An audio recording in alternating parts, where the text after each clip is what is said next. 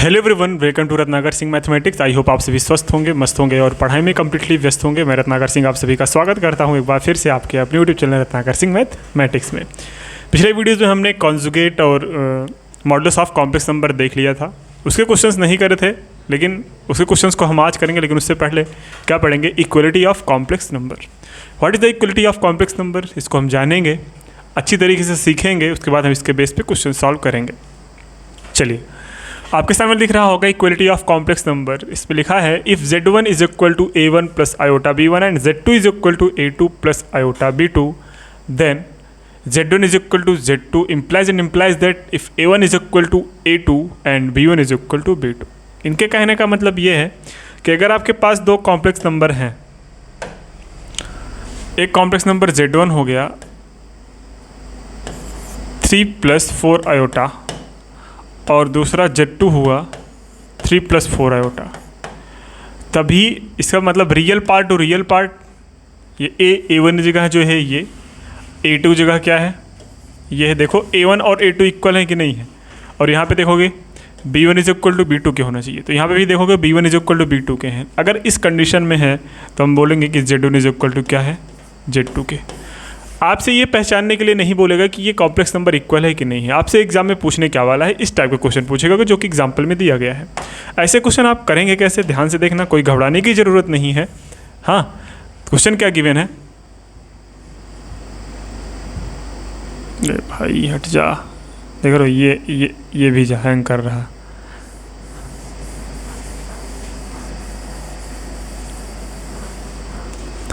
चलो ध्यान से देखना क्या लिखा है। If 2i plus 3x minus y iota is equal to 5 minus 2 iota, ये इक्वल है। आपको x और y की वैल्यू निकालनी है। लिखा है 2y और यहाँ पे प्लस में 3x minus y iota is equal to 5 minus 2 iota. ठीक है, ये लिखा गया है। मैंने बोला था कि अगर ये दोनों इक्वल है तो इसका रियल पार्ट के इक्वल, इमेजिनरी पार्ट के इक्वल। तो रियल पार्ट क्या है यहाँ पे 2y है, इसका रियल पार्ट क्या है 5 है, तो y इज इक्वल टू क्या हो जाएगा 5/2। ठीक है, इमेजिनरी पार्ट क्या हो जाएगा? इमेजिनरी पार्ट है आपके पास 3x minus y is equal to minus में 2, है ना। अभी ये 3x माइनस वाई जो उधर जाके क्या हो जाएगा 3x is equal to minus 2 plus में y की वैल्यू क्या है 5/2, देन 3x की वैल्यू क्या हो जाएगी -2 प्लस 5/2। सॉल्व करेंगे then 3x is equal to आ जाएगा -4 plus 5/2। Then 3x is equal to -4 plus 5, it means 1/2 और इधर x इज इक्वल टू क्या हो जाएगा 1/6। तो इस तरीके से हमारे पास x और y की वैल्यू आ गई। तो अगर आपके कॉम्प्लेक्स नंबर, हमने क्या सीखा, अगर आपके पास दो कॉम्प्लेक्स नंबर है, दोनों इक्वल है, तो उसका रियल पार्ट के इक्वल हो जाता है और इमेजिनरी वाला पार्ट इमेजिनरी वाले पार्ट के इक्वल हो जाता है। ऐसे क्वेश्चंस आपको बहुत मिलेंगे, ऐसे कंपेयर करने के लिए बहुत मिलेंगे। आपके NCERT में मिलेंगे, RS अग्रवाल मिलेंगे, RD शर्मा में क्वेश्चन बहुत सारे हैं। तो इसके बेस पे क्वेश्चन मिलेंगे, अभी हम करेंगे भी आगे चल के। तो चलिए अभी नेक्स्ट देखते हैं क्या है। नेक्स्ट क्या है? Modulus of a complex number, जो कि मैंने अभी बताया कि अगर आपके पास, वो जो कि पिछले वीडियोज़ में मैंने बता चुका है कि अगर आपके पास कोई कॉम्प्लेक्स नंबर, उसका मॉडुलस आपको कैलकुलेट करना है तो क्या करना है, उसके रियल पार्ट का स्क्वायर प्लस इमेजिनरी पार्ट का स्क्वायर कर दो, आपके पास कॉम्प्लेक्स नंबर का मॉडुलस आ जाएगा, है ना। जैसे मैंने एक एग्जांपल लिया, z is equal to 2 plus 3 iota, then modulus of z जो हो जाएगा वो √2 2 4, 3 का स्क्वायर क्या हो जाएगा 4 प्लस 9 √13। सिमिलरली यहाँ पे -4 आयोटा है तो -5 का स्क्वायर 25 हो जाएगा, सो 4 का स्क्वायर 16 हो जाएगा। दोनों को ऐड करेंगे √41 आ जाएगा। इस तरीके से अपना जो क्वेश्चन होगा वो हम सॉल्व कर सकते हैं, घबराने की कोई ज़रूरत है नहीं इसमें। अब यहाँ पे देखो sum and the difference of complex number. Sum इसमें साफ साफ दिखा होगा, फिर मैं बता दे रहा हूँ। सपोज दैट आपके पास z1 इज इक्वल टू क्या है a1 प्लस आयोटा b1 और z2 इज इक्वल टू क्या है a2 प्लस आयोटा b2। अगर आप दोनों को सम कर रहे हैं, क्या कर रहे हैं, सम कर रहे हैं, तो z1 प्लस z2 आएगा। और z1 प्लस z2 देखो, इसमें सम और सब्सट्रैक्शन जो होता है वो रियल टू रियल होता है, इमेजिनरी टू इमेजिनरी होता है। तो ऐड करेंगे हम रियल टू रियल, मतलब a1 प्लस a2, ये होगा रियल पार्ट, और प्लस आयोटा कॉमन लेके b1 प्लस b2 कर लेंगे, तो इमेजिनरी पार्ट अलग हो गया। तो इसी तरीके से लिखा गया है z1 is equal to a1 plus a2 plus iota b1 plus b2। Next subsection भी क्या हो जाएगा, दोनों का डिफरेंस लेना हो तो a1 minus a2 iota common लेके b1 माइनस b2। तो ये बेसिक चीज़ें हैं जिसको हमें ध्यान में रखना है, क्योंकि आगे बहुत ज़्यादा हेल्प करने वाली हैं। ये बातें तब काम में आती है जब मल्टीप्लिकेशन पढ़ते हैं। सपोज एक एग्जांपल लेते हैं, हमें z1 प्लस z2 भी निकालना है और z1 माइनस z2 भी निकालना है। मैंने बोला था कि अगर आपके पास जो z1 की वैल्यू गिवन है, किसकी वैल्यू गिवन है, z1 की वैल्यू गिवन है, z1 की वैल्यू कितना है मेरे भाई, वो है z1 की वैल्यू है 3 plus 5 iota, 3 plus 5 iota, and z2 की जो वैल्यू है वो है -5 प्लस 2 आयोटा, है ना। इस तरीके से है। अभी हमें क्या करना है, ऐड करना है। ऐड करने का मतलब z1 प्लस z2 ऐड करेंगे तो 3 माइनस 5 कितना आएगा सर जी, -2 आएगा, और 5 और 2 कितना आ जाएगा, 7 आ जाएगा, और आयोटा आ जाएगा। ये तो हुआ z1 प्लस z2। लेकिन हमें जब क्या करना हो, हमें अगर निकालना हो z1 minus z2, z1 minus z2, तो क्या करोगे, माइनस करोगे 3, और जैसे ही माइनस करोगे ये प्लस बन जाएगा और ये माइनस बन जाएगा। तो 3 और 5 कितना हो जाएगा, 8 हो जाएगा। क्या हो जाएगा मेरे भाई, 8, और प्लस माइनस माइनस हो जाएगा, सिंबल किसका रहेगा, प्लस का ही। 5 माइनस 2 कितना हो जाएगा, 3 आयोटा। ये रहा आपका z1 माइनस z2। इस तरीके से आपके पास अगर कोई कॉम्प्लेक्स नंबर है उसको आप ऐड कर सकते हो और सब्सट्रैक्ट भी कर सकते हो। आई होप चीज़ें समझ में आ गई होंगी। सिंप्लीफाई करना है, ऐसे क्वेश्चन अगर आपके सामने आए तो कैसे करोगे, तो ध्यान से देखना। हम एक क्वेश्चन बताते हैं, बाकी आप करके दिखाएंगे, है ना। चलो क्या लिखा है, पहला question 3 6 plus 6 iota plus iota 6 plus 6 iota, है ना। इसको सॉल्व कैसे करेंगे, 3 बाहर है, अंदर भेजते हैं। 3 6 क्या है, 18 प्लस 3 6 18 आयोटा। यहाँ पे क्या है, +6 आयोटा, और यहाँ पे +6 आयोटा स्क्वायर हो जाएगा। कोई दिक्कत नहीं होनी चाहिए। यहाँ पे अगर हम बात करें तो 18 और 6 24 आयोटा, और आयोटा स्क्वायर की वैल्यू क्या होती है, -1, तो यहाँ पर मैंने -1 रख दिया। ये क्या हो जाएगा, -6, तो 18 -6 प्लस 24 आयोटा, और 18 में से 6 जाएगा तो कितना बचा, 12, तो 12 plus 24 iota is your answer. इस तरीके से आपने जो क्वेश्चन सॉल्व किया ऐसे हो जाएंगे।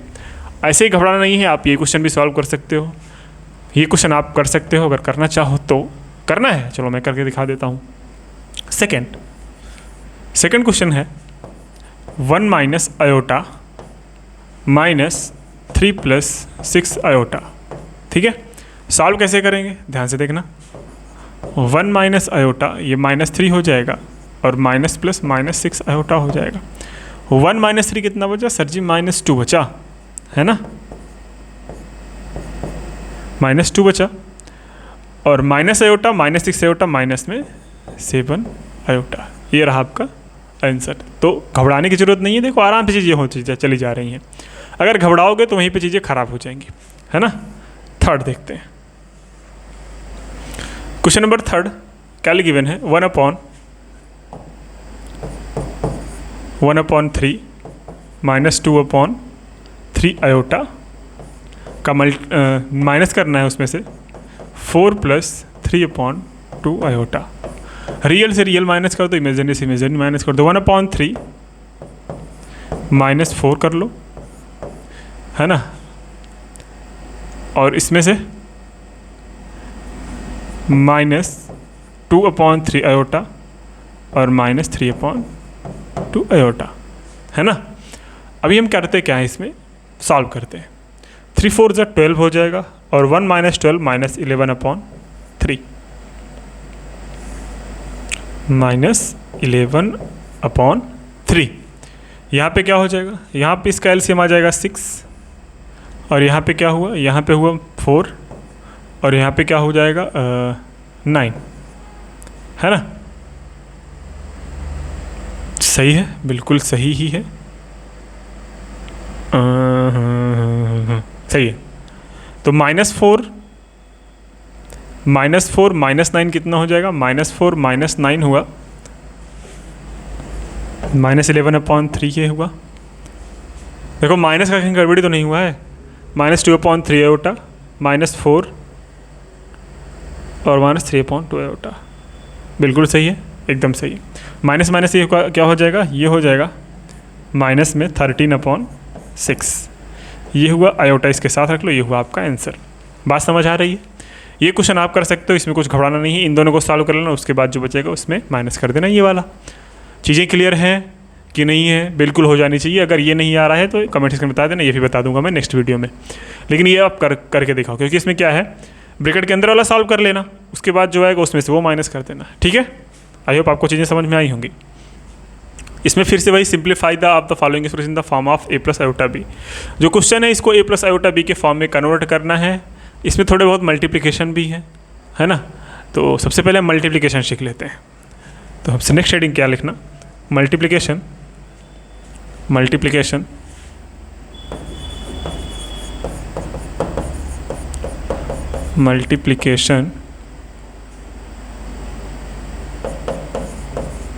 ऑफ कॉम्प्लेक्स नंबर, है ना? चलो ध्यान से देखना। अगर हम मल्टीप्लिकेशन ऑफ कॉम्प्लेक्स नंबर सीख रहे हैं तो सबसे पहला कॉम्प्लेक्स नंबर ले लेते हैं Z1, जिसका नाम क्या है? इसका नाम है A1 + आयोटा B1। दूसरा कॉम्प्लेक्स नंबर लेते हैं जिसका नाम है Z2। इसमें हम ले लेते हैं नंबर, वो है A2 + आयोटा B2। ठीक है? अभी हम करने वाले हैं क्या? अभी हम करने वाले हैं Z1 × Z2। Z1 × Z2 लिखेंगे जब, तो अपने पास जो ये ब्रैकेट आएगा वो लिखे जाएगा A1 + आयोटा B1, और दूसरा जो हो जाएगा वो आ जाएगा A2 + आयोटा B2। कोई दिक्कत? ये दोनों मल्टीप्लाई हो जाएंगे। अब A1 का मल्टीप्लाई होगा A2 के साथ, तो मैं लिख दे रहा हूँ यहाँ पे A1 का मल्टीप्लाई इसके साथ, A2 के साथ, फिर क्या लगेगा? प्लस, फिर A1 का मल्टीप्लाई इसके साथ। ठीक? A1 का मल्टीप्लाई किसके साथ? A2 के साथ हो गया। फिर A1 का मल्टीप्लाई आयोटा B2 के साथ हो गया। अभी फिर क्या लिखेंगे? प्लस आयोटा B1 का मल्टीप्लाई कर रहे हैं। किसका? आयोटा B1 का मल्टीप्लाई हो रहा है A के साथ, मतलब A2 के साथ। अब आयोटा B1 का मल्टीप्लाई हो रहा है आयोटा B2 के साथ।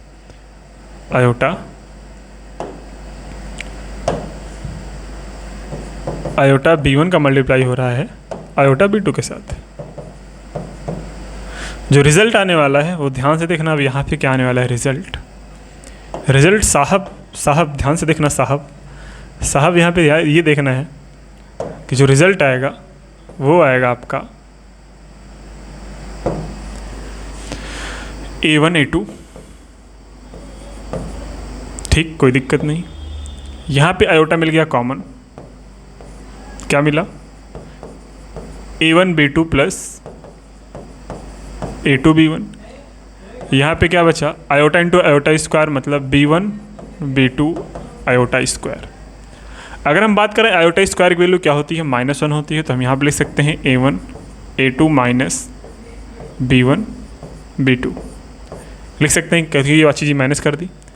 प्लस यहाँ पे हो गया iota A1 B2 + A2 B1। आपके पास क्या है? ये आपके पास एक रिज़ल्ट है। किसका रिज़ल्ट है साहब? ये रिज़ल्ट है साहब किसका?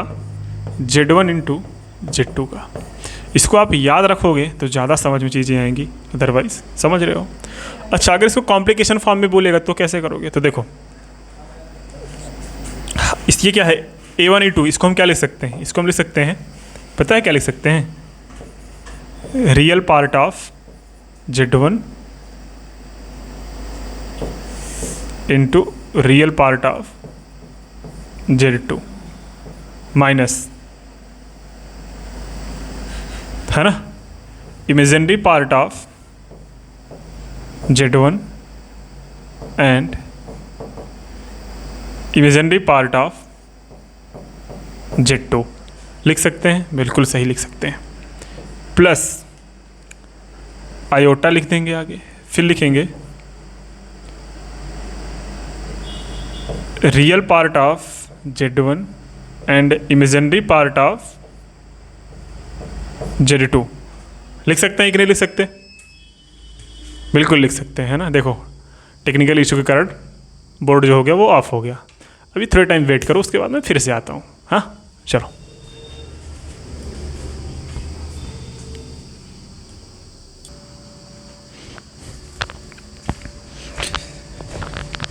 चलो अभी सब कुछ सही है। यहाँ पे हम आयोटा क्या लिख सकते हैं? ये क्या है? ये है रियल पार्ट ऑफ